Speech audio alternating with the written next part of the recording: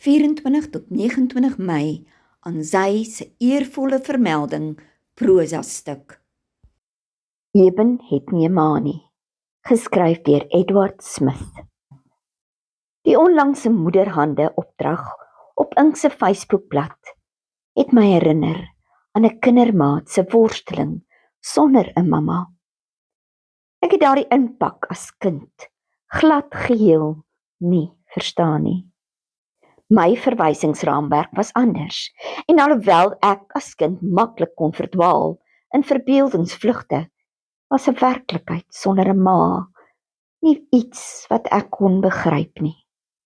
Ek probeer onthou hoe Eben sy gevoelens verwoord het, en ek gebruik skrywerslisensie om dit te herroep. Elke woord, soos ek dit ophaal, gaan dus nie verbatim wees nie.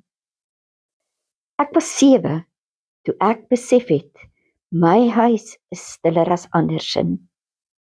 Die geur van vars brood of die sagte lag van 'n ma wat stories lees, was nie daar nie. My ma is weg toe ek nog te klein was om te verstaan waarom. Dit was net ek en pa, en soms die ooms en tannies wat kom kuier het, met simpatieke oë en woorde wat nooit heeltemal die leemte gevul het nie. Om sonder 'n ma groot te word, is soos om 'n huis te bou sonder 'n fondament. Jy probeer, maar iets bly altyd wankel. Die leemte was die ergste op dae wat ek haar nodig gehad het. Skoolkonserte, toe ander kinders se ma's met geskenkies gewag het, of die eerste keer wat ek my knie stikkend geval het en niemand geweet het hoe om my trane saggies weg te vee nie. Ma se leiding is soos 'n kompas. Sonder dit dwaal jy, selfs al weet jy waarheen jy wil gaan. Studies wys dat kinders sonder 'n ma se teenwoordigheid dikwels sukkel met emosionele stabiliteit en verhoudings.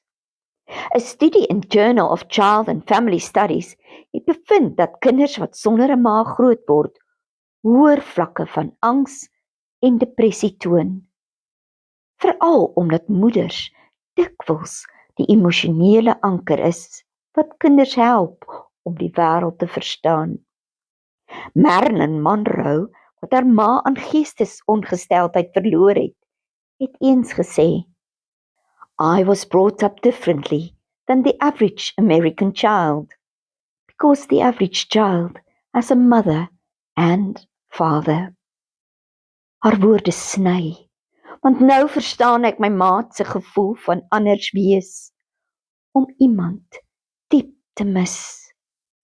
Nelson Mandela self, wat sy ma op 'n jong ouderdom verloor het geskryf, "The loss of a mother is a wound that never heals, but it teaches you resilience."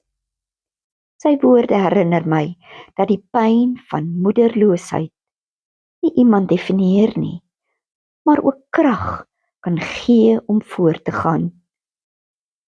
'n Ma se stem, haar aanraking, haar wysheid, dit is dinge wat jy nie uit boeke of by ander kan aanleer nie. Dit is 'n unieke soort liefde wat jou afrig om jouself lief te hê. Sonder dit moet jy harder werk om jou eie pad te vind. Maar miskien maak dit jou ook sterker, soos 'n boom wat voorberei word om in die wind te buig, sonder om te breek.